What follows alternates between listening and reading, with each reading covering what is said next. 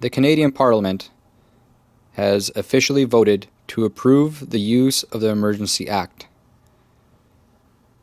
What does this mean for Canadians? It means that Canadians are officially under a dictatorship, where the government has quite some significant overreaching powers right now. What does that mean for Canadians and these protests that are happening to end mandates? That means that Canadians who are protesting or organizing to protest, and especially block roads and infrastructures and affect the economy through that way by trying to peacefully protest, peacefully assemble, which makes sense, means that it's going to be responded by with a lot of investigation, a lot of repercussion, and ramifications that are going to be too much for the Canadians that are trying to organize those things and are attending those things. I am a person who is for peaceful assembly. I'm a person who is for this freedom convoy to end these mandates.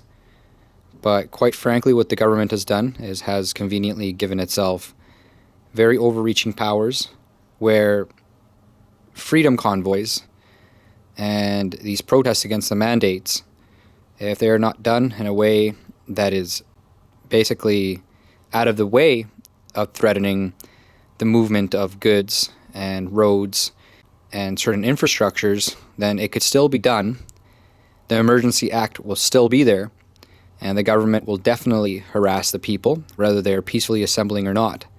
The Emergency Act has made it clear that if people retreat from this peaceful assembly, even if they go back to their homes, that the government is still regardless going to use this Emergency Act to use those overreaching powers to do basically what it wants. Now, with that said, there is another problem that has been arising that is not in Canada, but is in the Ukraine.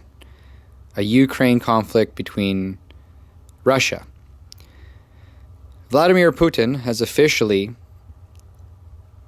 signed and made it official that he is going to be sending troops into separatist regions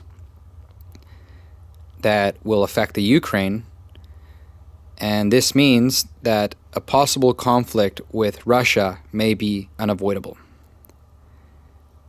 And right now, Canadians have to understand that with this happening in Eastern Europe, that it could affect us because of NATO's and as well as allies with the Ukraine. We would be involved. In one way or another, we would be involved. The extent of that involvement, I do not know, but it is clear that the involvement would be somewhat heavy at first and could escalate into a very heavy involvement. And if Russia chooses to affect Canada, they would be coming in through the west coast. And that is a very big problem for British Columbia. For Alaska, that is under the United States at the moment, it could pose a very great conflict, a very big problem for Canadians. And right now, our government is going to need to focus on that. And there could be more to this Emergency Act than people think. And if we are enveloped in protests and all our resources are being put into quelling that for whatever national security risk our government thinks it is, they're basically saying that there's foreign powers that are influencing those protests. Now, I don't agree with that because I agree with the protesters, but at the same time, that is a possibility. And if we have to defend our borders, especially in the West Coast, then that could be a significant problem. We don't want revolutions happening and a lot of our resources being put into those things when our actual nation could be in threat of a Russian invasion, or as well as a two-pronged invasion because of China possibly taking advantage of that weakness in Canada, and as well as with the targets of aiming towards the United States. That is a very big probability, and as a nation, we have to protect ourselves from that. No matter what's happening, we have to protect ourselves from that. I do not agree with the vaccine mandates. If people don't want to get vaccinated, they shouldn't have to get vaccinated. especially if they don't believe in the vaccination, and too much issues have been going on, too much speculations, too many counter arguments and situations that are bringing the hesitancy from a lot of the population, and as well as regret from the population that did get vaccinated. We have to really take a look at the broader picture right now, and of course protect ourselves, of course use our voice. But right now, as Canadians, we have to really be aware of what's happening and protect ourselves on all fronts. Unfortunately, that is where we are right now. And I have been making many videos in support of the Freedom Convoy, and as well as for a call to a proper solution so that we can continue living our lives and we can still have a good government in power. And right now we know that the Conservatives, as well as with many people in Parliament, are fighting against this overreach from the government. But people have to understand that right now, if our country goes into a potential World War III or a major conflict that could involve even our own landscapes, then unfortunately for us, unfortunately for our nation, the government has to keep everything under control. We need to be able to do things smoothly without interruption here at home. It is very sad for me to say that, but that is a very big probability that we are facing. And I do not know what's happening. I do not like this New World Order or this globalist agenda, whatever you want to call it. It is a globalist agenda. And whatever it is, we have to protect our nation as Canadians.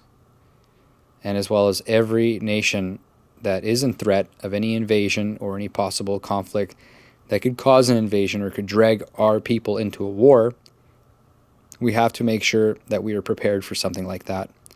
What Putin has done is not really any of our doing. Even though there's been influences, or what NATO and the United States is doing, or what Justin Trudeau has done in support of the Ukraine, it's nothing that we have done as a population. And as well as our government is just following the allies that it has. It has to, or else it'll lose face and lose credibility. And as well as if there is a possible Russian invasion, or Russia with China combined invasion onto our west coast or wherever they may think of striking, hopefully not, we have to protect ourselves from that, and we have to make sure that we have allies against that. And that's why our government sometimes has no choice to support these things. They have to go with their allies and work with them. For me, I'm telling you how deeply saddening it is to have to look at it that way.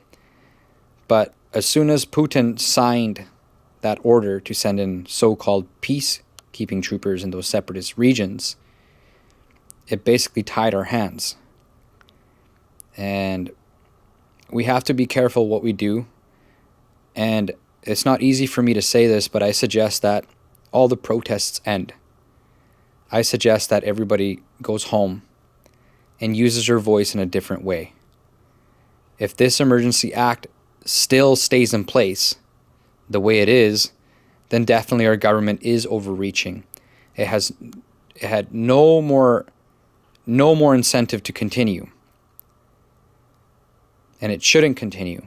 But if it does, then we'll know as citizens that it definitely wasn't our doing. Because right now they're manipulating language and really saying that the whole reasons for the enactment of this emergency order was valid. We got a lot of criminologists and people who look at these things professionally saying that this is the right thing to do given the situation. And that situation could mean far more than just the protests. There could actually be something that our government is detecting that we don't see as a population. We could be getting ourselves manipulated and sent into things that we don't really know about. But one thing that we all know about is our freedom. And that's what we have to defend. If people don't want to get vaccinated, just don't participate in those things. Find a different thing to do. And really strengthen yourselves in different ways. Strengthens your voice. Look at what you can do as people. But right now, I believe that going home and protecting your livelihoods and talking to everybody you know, now that you have that strength, now that you have that courage, do it now. Make signs, do petitions. But right now, let's get rid of this Emergency Act. If any Emergency Act is going to be put in, it's not because of peaceful protesters, but because we may face a possible invasion on the West by China and Russia and allies.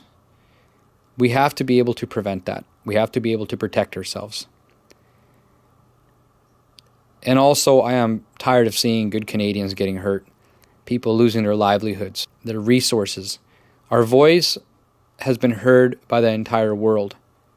We have seen the images of brutality, the images of just unfairness, and our people standing up, and we stayed peaceful.